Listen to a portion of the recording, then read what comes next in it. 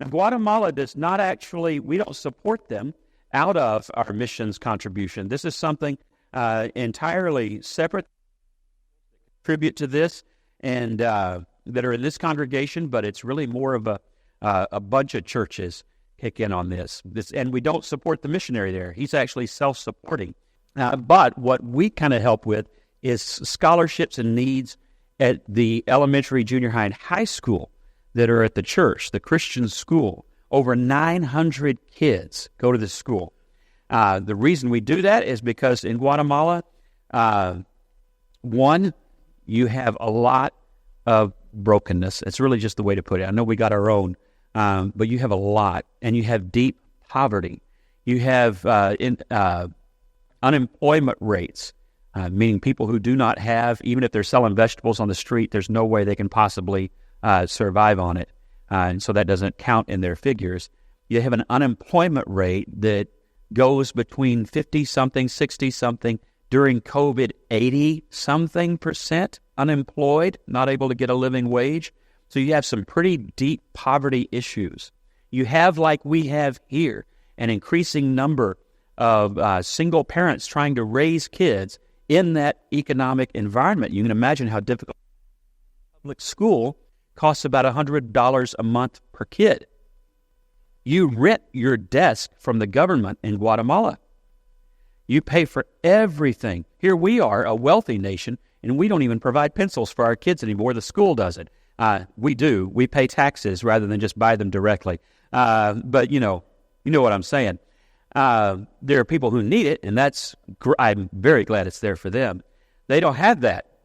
They charge you. You go to school, and they need to provide a pencil. They charge you. You charge you for the desk. They charge you for the textbooks. They charge you directly for all of that. Comes to $100 a month. If they have a good job, they might be making a couple $300 a month. Maybe a good job, maybe $7,000, $8,000 a year. So, count your kids and figure that out real quick. Does that math work? If you're a single mom trying to make a living. And it's not like things are all cheaper there. Some things are cheaper there because of the wages paid to workers. But food costs about, if you go buy your food, it's not that different. Gasoline costs more per gallon. It's closer to almost to California prices for gas and diesel. Economic struggles are real. 900 kids, though, get to go to school because the Christian school can do it for less than half what the government can do it. They get a better education. The results are higher. The government actually has put an employee at the school at times, a government employee, to see what in the world they're doing to try and figure out if they could ever reach the standards of the school at the church. And a lot of those kids go on scholarship. And so there's people here, for example, that help provide scholarships every month so that kids can go to school. So that's why we're connected with that school and how that came about.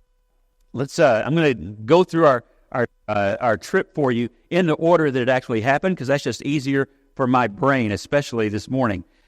This is the group of people that went. I didn't organize this trip. I was just a tag along. They looked at their list of people and they said, we don't even have a preacher going on this trip. And so Tanya's Uncle Gary said, well, I'll call James. So they called me. And I didn't know when I said yes, that meant they needed a preacher, because there were a whole lot of slots that Roberto wanted filled. So, I said, yeah, I'll go. And hours later, I had an email from Roberto that said, can you speak here, here, here, here, and here? And then when I got there, he gave me more. So, that always happens. Anyway, this is the group of people that went. Some of y'all know some of these people. Of course, there's my father-in-law, Emmett, and Kay Creech. They went on this trip, and this was Emmett's first time to get to go. Pat, Tanya's mom, had been several times or multiple times, but he had never gotten to go. So that was a first, and that was an emotional trip, because Pat, there's about 6 times I'm going to choke up today, so y'all just ignore me, okay? But she was heavily involved in the school and things like that, and that was a passion of hers. She helped train some of the teachers.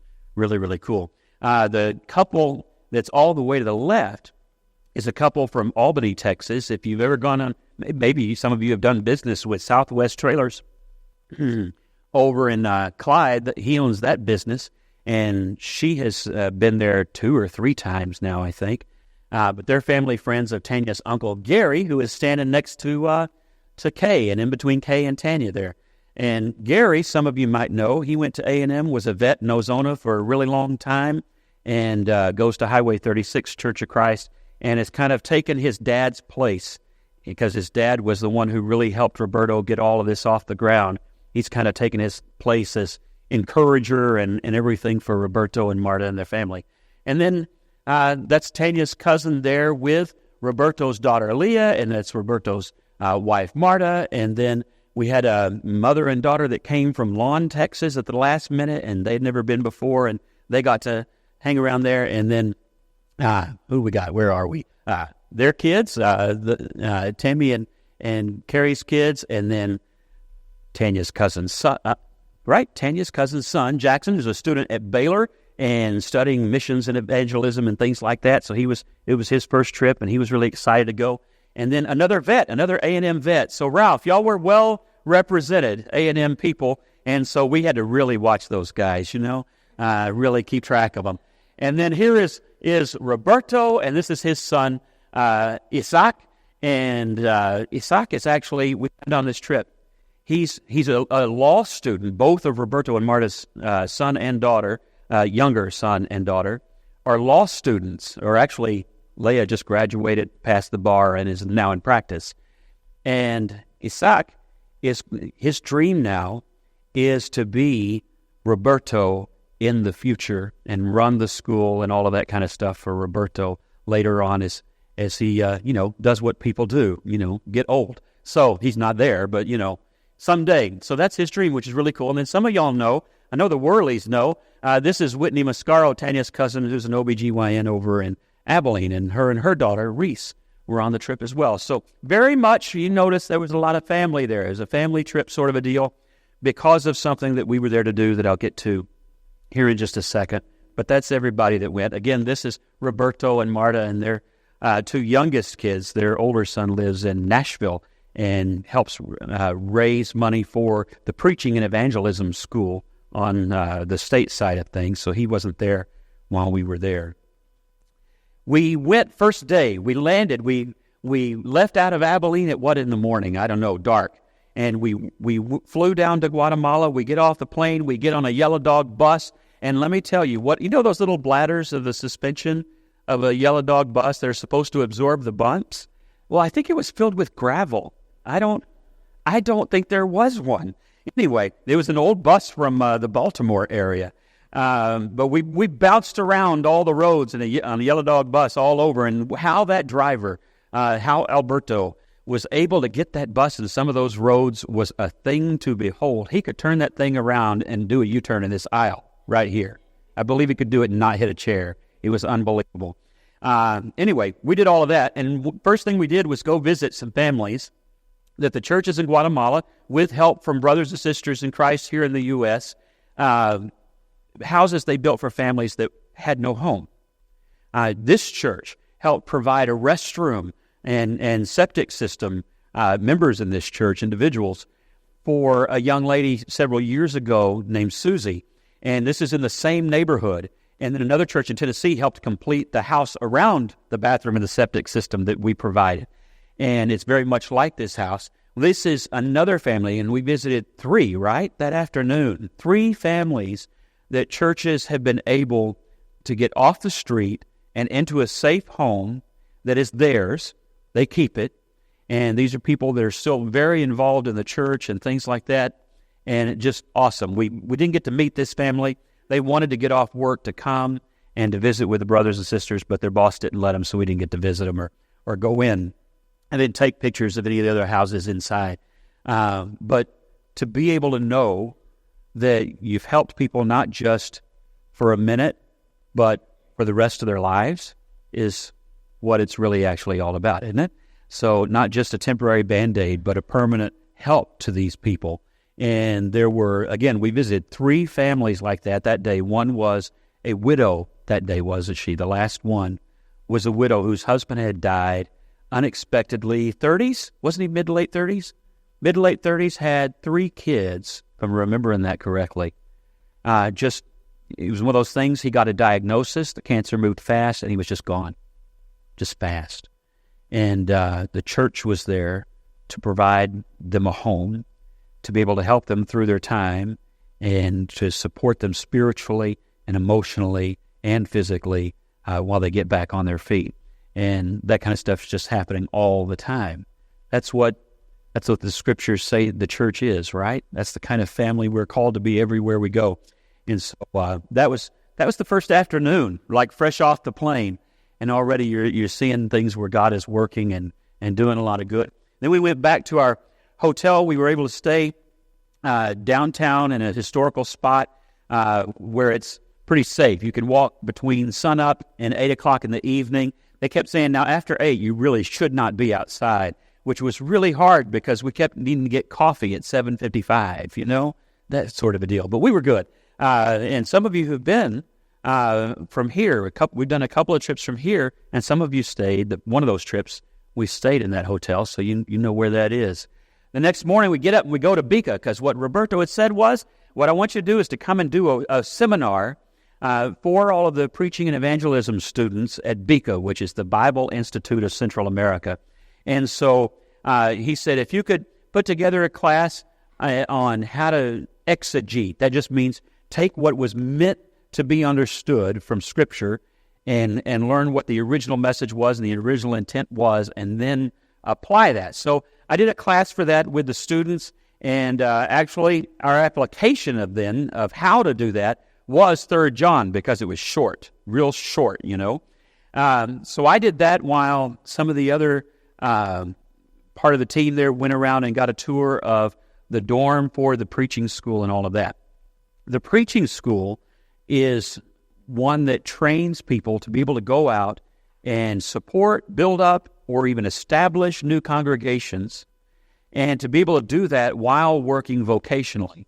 They're not against missionaries being supported from the outside, but their goal is that these missionaries, the vast majority of them, will be self-supporting and self-sustaining works.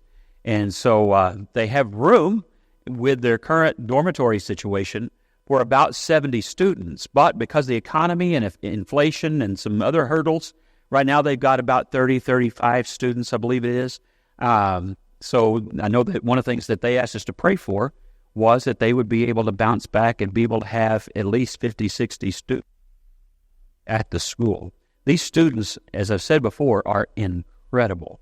These are people who are there. They soak it all up. They're on fire. They're servant-hearted people, and just absolutely incredible. And what's cool is every time I go back, now you get to go out and visit some of the churches where those students have now gone out and have done that work and are doing that work, and you can see the fruit as it spreads across Guatemala. A lot of why the church grows there so well and so fast and so strong is this school and the training they get and the character of the people that are students there, and as they go out and work, it's just absolutely incredible. This picture is there on the roof of the girls' dorm, which is actually a new facility. And so the girls have, say girls, they sing to Americans because they're all this short. They sing like girls. They're young ladies. The young ladies have a dorm, and it's a much safer place for them. It's in kind of a gated community sort of a deal, and that's been really, really good, and they were very, very proud of it. This was then the next. That was the morning, so that was lunch. Afternoon, then we go travel probably about 45 minutes. 36. There you go, right there. Thank you, Google Earth. Right there, 36 minutes out to San Pedro. And San Pedro is a church that's a newer church plant. And again, the minister there is one of the guys that is from BICA. He graduated from there and went out and with his wife and kids. And they have planted this church. And one of the church members has a home that they're able to rent very affordably, I think like $50 a month or something like that, and use that as their church facility, which has been very good for them to have a place to do that. It is up, it was down. It's the one that was down in a steep valley, right? That was San Pedro. And so you can tell your dad I included a picture for the people who had to take the escalator back up. That's Emmett and Kay in the back of a truck having to go back uphill because they were not going to make it. And so anyway, that was a very steep hill. It was a very, very steep hill. The one that goes up to your house? Take that, make it half a mile, And then that was the hill. I was the first one up that hill, and I want that on record. And then do you know what they did? I went all the way back up to the bus, up that hill. And right when I get to the very top, the bus starts moving down the hill. So the devil is at work trying to fight every good thing. That's what I know. That was just so wrong. And do you know, all they did was smile. I don't know what that was. Anyway, this is our group with a bunch of the Christians from San Pedro. I wanted y'all to see this picture. These ladies are people that are all recent converts in this church. And they're people who have come, in their words, from a very idolatrous background. The way they kept wording it was, I used to worship idols, but now I worship Jesus Christ. And they were just incredibly enthusiastic and thankful. The young lady in the middle is a little over 17 years old. She wants to go to BICA. Hopefully she can make that happen in the future. But right now, she's working real hard teaching all the children's classes and things and doing a great job that way. But that was very cool to be able to meet them and to hear their story about how they had come out of idolatry and into the faith. Then we went from there to a place called Vista Hermosa, and that church is like it sounds, beautiful view. It's up on a hill in this really beautiful part of the mountains there in Guatemala, and they've got this kind of open-air courtyard outside their church auditorium. This church is about the size of Early, people-wise. They've got about the same size congregation we do. I think the room inside is about the same size as this. But they had this courtyard, and so they had prepared lunch for us. They had grilled chicken and vegetables and the best bread I've had in a long, long time, and hosted us to a meal just as their way of showing unity and love in the body of Christ and gratitude that we'd come to encourage them.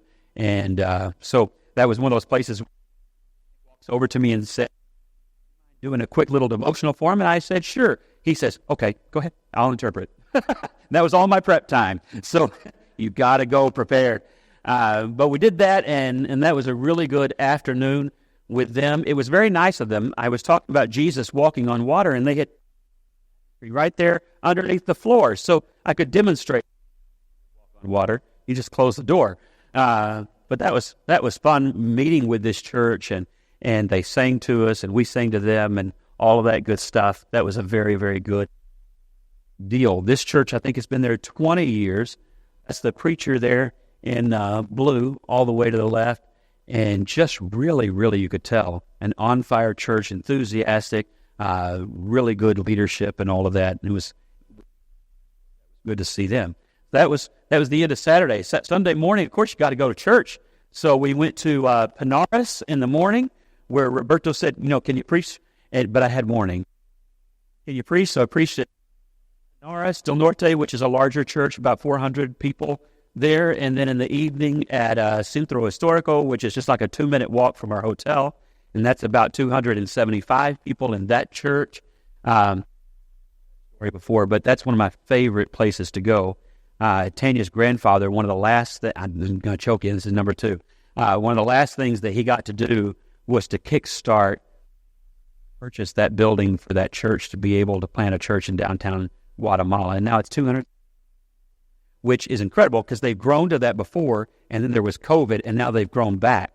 And it's an on-fire church.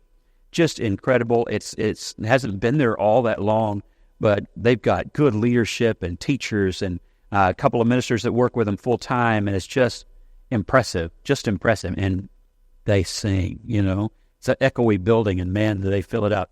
And then, of course, by Sunday morning, Tanya already had 2 adopted little boys in Guatemala. They adopted her. Their kids, it's one of the students at BICA, and they'd seen her at BICA, and then every time we ran into them anywhere else, right over to Tanya, and they were zeroing in on her fast.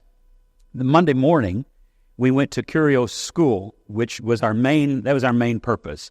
Part of the team didn't show up until Friday, I think Friday late, and so we couldn't do this until Monday, but this was really the purpose of our trip overall. So we took a tour of the school. You can see there, they normally have about 900 or so students. It was right after, and it was in the middle of Holy Week and right after another holiday, so they knew they'd have lower numbers, so there's probably only like 500 or 600 kids that day.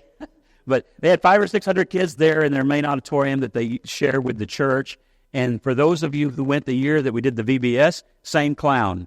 So they'd hired a clown, and he does an awesome job with those kids, and did a really, really cool, almost like a little miniature youth rally in the school. But we also got, as we always do, an update from the principals.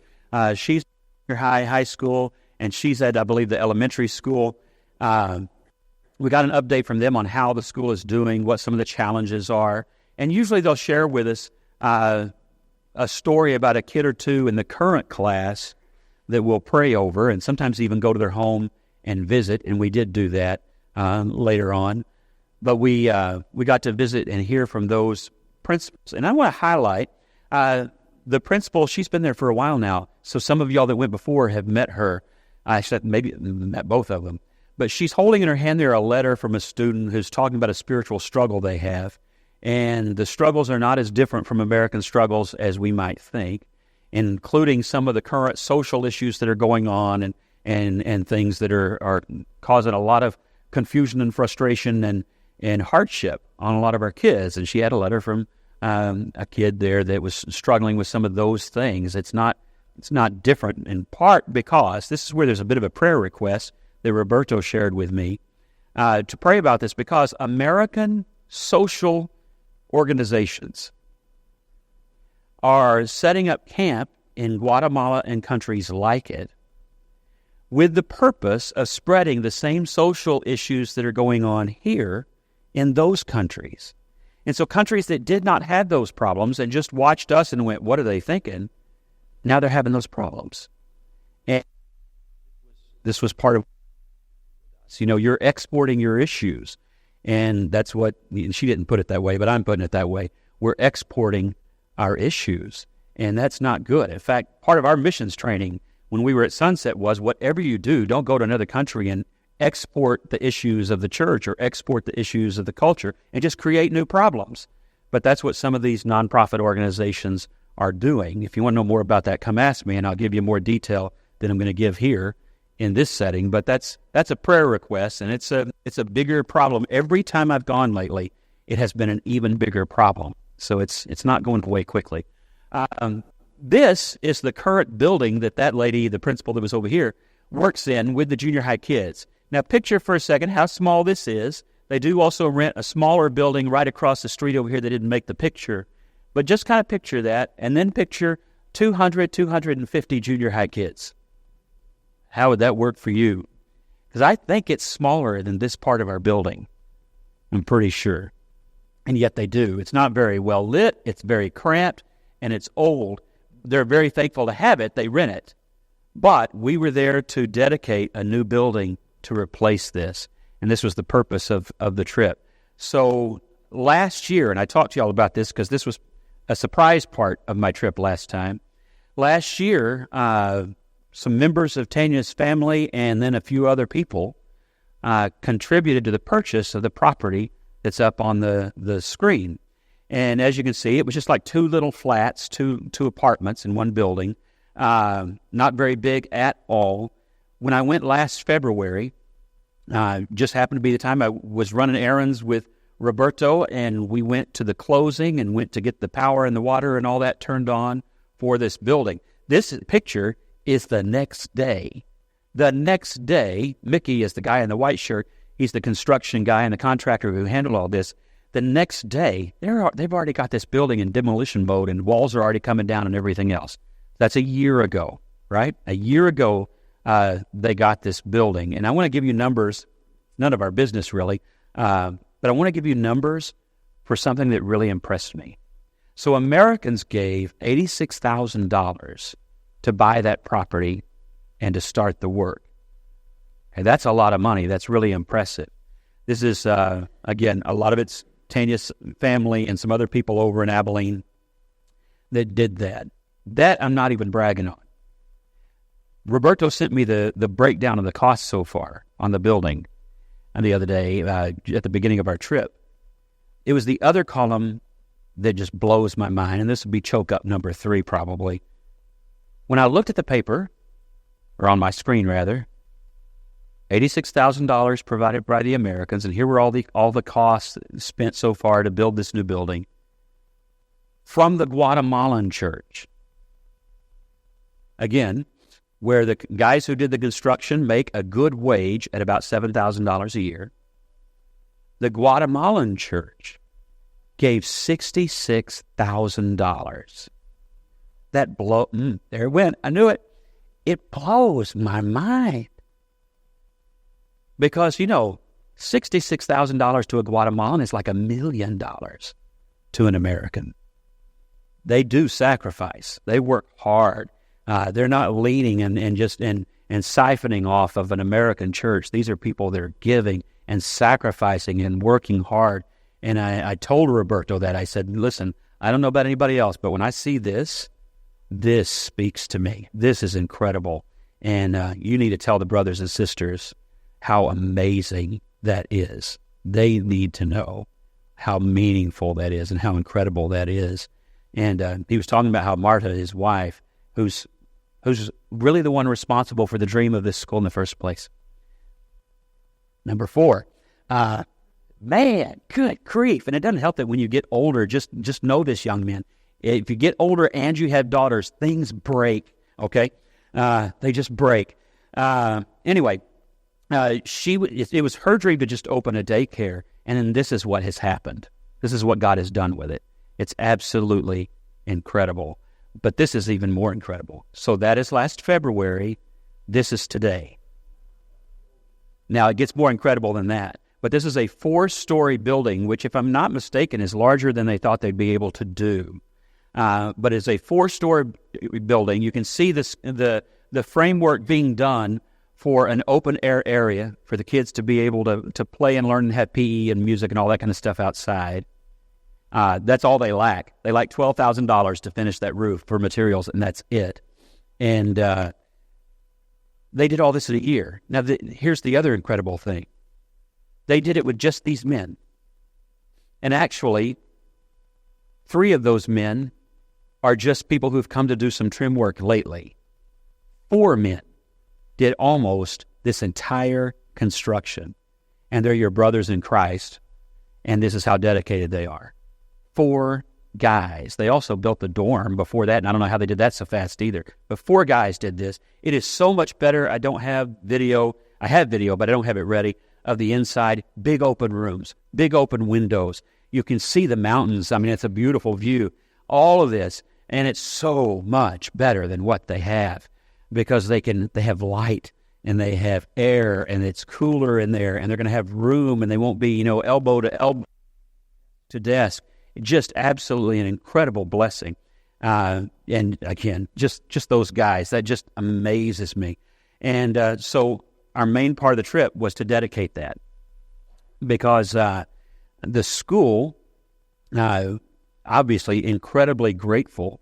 And of course, the Guatemalan church, I would argue, apart from the numbers, has far more investment in this than anybody else.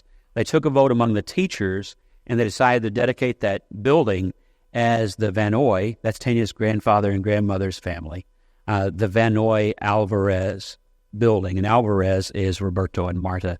And Roberto was very embarrassed by that. He was embarrassed every time he talked about it, but it's well-deserved.